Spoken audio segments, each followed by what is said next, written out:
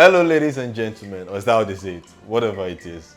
My name is Jide Jblaze Oyegbile, and I remember that in the video just before this, on this page, before I go ahead, make sure you drop a comment, share the video, subscribe, all of those things that we all say, basically, because that's pretty much the motivation for, making more videos, and that's how I know that people are relating with the videos, if you get what I mean. Yeah, thank you.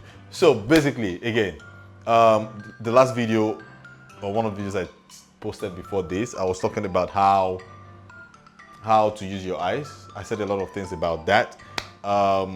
There's still a whole lot more about it that, if I remember, I'm going to mention, because some of these things come spontaneously now, because with experience makes perfect. The more you do, the more you learn.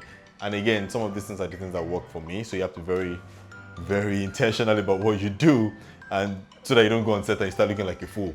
Like, oh, Jblaze says I should always open my eyes and you're doing like this up and down, and your character does not require it. Bro, sis, I'm not gonna be there to defend you on that one. I'm only telling you, giving you tips that will make it make sense. Okay, so I said I was gonna talk about the use of the jaws. So a lot of times, as actors, whenever we're in a scene, because of a lot of factors, you're either scared, or you're not sure you have all the lines, or you think like, oh, that word is so big, and you're not used to that kind of English, and you don't want to say rubbish, basically. And then because of that, you end up speaking. So if you notice, we have been talking, right? I have actually been talking. I have been using my jaws, and that's how you talk normally. But because you're worried, you now start speaking more like, so let me look for a statement, for example. I hate when people lie because it makes me feel bizarre. Now, so look, there are ways to say that. So for example, if you're worried, you're scared, and you're not using your jaws, most times in performances, go and check this how they speak. I hate when people lie because, what was that word again? I hate when people lie because it makes me feel bizarre. I hate when people lie because it makes me feel bizarre. Now you've heard what I've said. There's situations where you can actually say that, but there's a difference when you now use your jaws.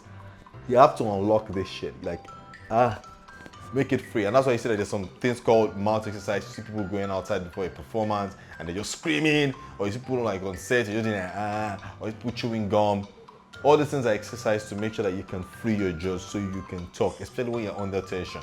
So if, for example, what I do instead is, I hate when people lie because they make me feel bizarre. I hate when people lie because they make me feel bizarre. I'm opening these jaws. And what that does is it breeds a level of confidence behind how those lines are said. And it makes it feel like it's real. Like, see the way I'm talking now, literally my jaws are free. Why is it that when you say action, it just feels like, hey, I hate when people lie because it makes me feel bizarre. People start talking like that. And it doesn't come out well. I don't feel the confidence in the actor. I can start telling you that that person is not experienced. Especially if you're in a scene with a more experienced actor, and maybe that has been your fears, and you're already thinking, oh, this person is gonna swallow me. You're letting them swallow you. Because in that scene, everyone is equally important. Even the day players, we kind of call them extras a lot here, so the extras, they are all important, because without that day player, without that extra, that scene will not work. It will not breathe. You need them to make the scene exist. Put all of those things aside. I keep telling my co-actors, or whenever I'm directing, I'm like, it is better you say the wrong thing with a lot of confidence and with the mannerism that the character require, that you're saying the right thing and there's no confidence, and it just feels like an amateur, because what? You've been able to memorize a page of lines. Then you come and then you give a page of lines and you're fluent and you have everything, but I don't feel the confidence. I cannot connect with the character. Like, oh yeah, you got the lines. There are different levels. I mean, it's even very important to have the lines, because there's some actors that, they cannot keep lines. And again, even with the lines, a mistake that a lot of people make is, the writer wrote, you have to make this character breathe. Once you read the character Bible and you have become the character, I mean, not all directors are, susceptible to that, and not all of them like that, but when you have become the character, there's some statements you're going to say in the script, like, no, my character is never going to say this. Especially when it's like a series. I've been involved in a is it 260 episode, or this African Magic series, where you become the character more than the writers because you have lived the character for months on set. And then there's just something that's off. I'm like, no, now. Maybe the writer was just distracted or there's just a lot going on. But again, I know this character because I have become this character. My character will not say this. Do you understand? So imagine you have a character that is always very angry. This is not even just angry. He's always laughing. Always laughing. And it's joyful laughter all the time. Then they now tell the character, oh, your mom is dead. Do you understand? The choices that the character might most likely make is, your mom is dead. And it's like,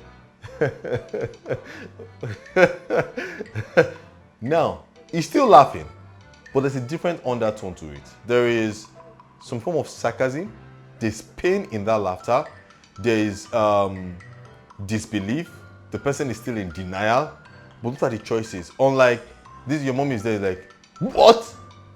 Then I'm beginning to say, but this is not the character. Do you get what I mean? So that's just by the way. It was all about, using your jaws to speak. Unlocking this thing. Do mouth exercises. Go outside and scream. If you want to make it easier for you on set, I know a lot of people get scripts and they never actually read it till they get to set. It happens, especially when you feel like it's not a big budget production. I feel like, I'm just going to go there, do my thing and get out, I've made my money and go. Or I have like 3 sets to be on that day. Oh, good luck to you. Well done. But guess what? If you have the time, read your script. And there are different ways to read. I'm going to talk about that some other video. There are different ways to making sure that you get your lines, you read your script, you become the character. Read as a story first. When you're reading at home, make sure you open your mouth. Don't just read with your eyes and say, oh, okay, this is what he says. No. Say those lines at home.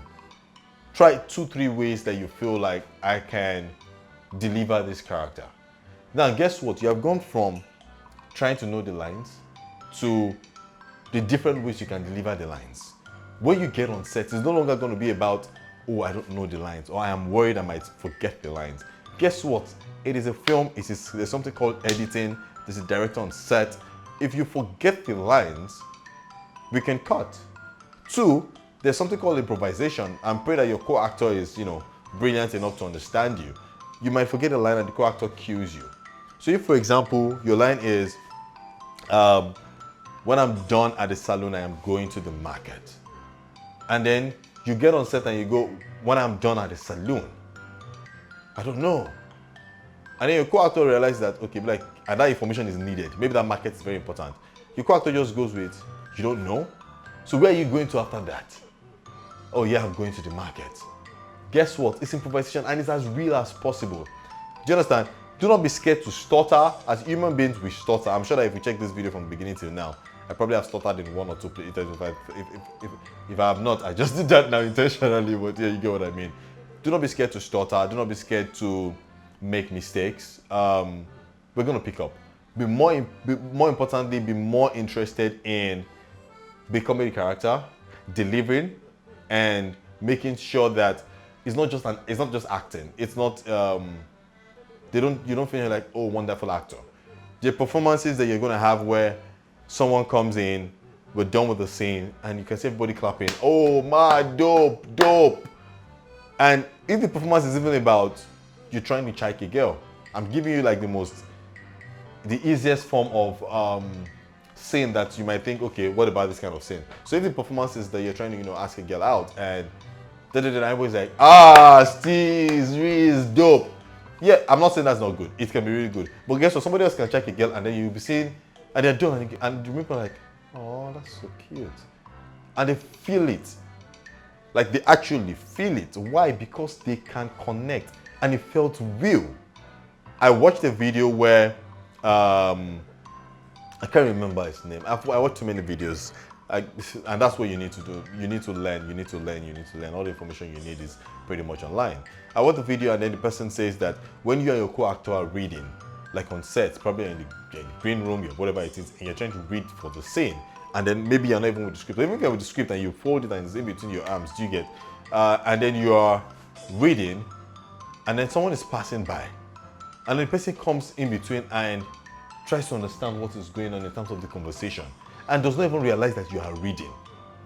that is when those words have become yours. Do you get what I mean? So it's almost like you're telling this guy, and that's filmmaking. That you have to make it as real as possible. It's almost like telling this guy like, hey, what's up? I don't know. Where are you going to from here? Oh, and then the person is passing by, and the person, I think maybe I should go to the market. The other person says, I think we should go like, market, okay. I don't think I should go to the market, bro. I feel like we should go to the salon. And someone passes like, oh, guys, should you go salon? I beg. If you're going to salon, which salon? Can you just drop me along the way? And then you look at the person like, you're reading. And the person's like, oh shoot, I'm so sorry. I didn't realize that you guys were reading. Guess what? What you have done is you have brought out a compelling performance. You have made it as real as possible.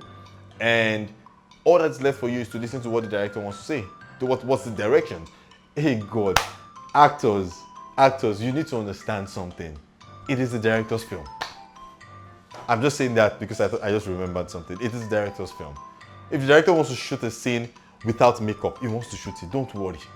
If he wants to do a scene and says that, oh, sit on this side, don't worry. Because at the end of the day, you're making a film. It's not even stage, it's a film. And with films, film is a collection of information, collection of raw data, raw materials to end up making a product. That is the film. And that's why you see when you sign the contract, they tell you we can use your audio and your visual, however they deem please. Because they're trying to make a film. What you're serving as is a raw material. Don't become a stubborn raw material. Don't become, oh, director is thinking, oh, I got soft mama. And then you're coming and you're forming, you want to be tough mama. It doesn't work for the delicacies trying to create. Like, don't do that. Don't. When you become a director and you want to direct your film, then direct. I know that there are going to be conflicts because I'm also an actor. Like, in fact, I'm first an actor. That's the truth. Whatever I make, I come as a blank canvas. I do my research. I do my own work. I come on set, and I'm presenting myself to the director, and I tell you the opinions that I have. In fact, most of the director is like, "What do you think about the scene?" I tell you what I think about the scene. I tell you what I think about my character. I tell you why I'm making some choices. Now, guess what? I might make some choices that the director is like, "No, it doesn't work." I don't even have to argue it. I just want to understand, oh, okay, it doesn't work. So what would you rather I do? The director explains to you. If you are not okay with it, still don't argue. Just do it. Just do it. And do it to the best. Do it like as if you love every single thing he just said. Don't go and become malicious about it. Don't go and make it feel like, oh, I'm going to show the director and say, now my own better parts. Don't do that. Don't do it. It's terrible. It's really bad. Because when you do what the director wants, you're not seeing the total picture. You can never see the total picture as much as the director. The director is watching what you have on set, is watching when he lays music, is watching when he puts VFX, is watching when they do the color grade, is watching. There's a lot of things that he's putting together that you are not seeing. You're only seeing your performance in that scene. And there's some scenes that they don't even need you to become the star of the scene. I was involved in a project where I had very important scenes, very important moments that were very emotional, and it didn't even make the final cut. But guess what? The story is not about me. It was about someone else. And at the end of the day, the core of the story was sold, and it became a massive film, massive hit. And in fact, guess what? I watched the film, and if you watch the film without being selfish and you watch it as a product, how do you feel about it? Not, oh, you're selfishly looking at just your character. Did I deliver on this shit? Let me see. Oh no, they took out this line that I said. Why did they take it out? Don't worry. Does it make sense?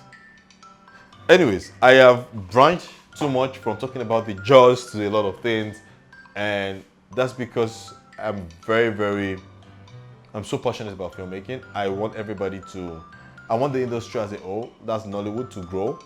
I want us to become united. I want us to be able to, make solid stuff. Really solid stuff. Anyways, open your mouth, release those jaws, and speak. Talk while you're acting. Don't do jobs. Talk. Unlock those jaws. We can see it. Okay? Peace out. Hey, before I go, subscribe. Click subscribe. Drop a comment and share this video to other actors that you think it might help.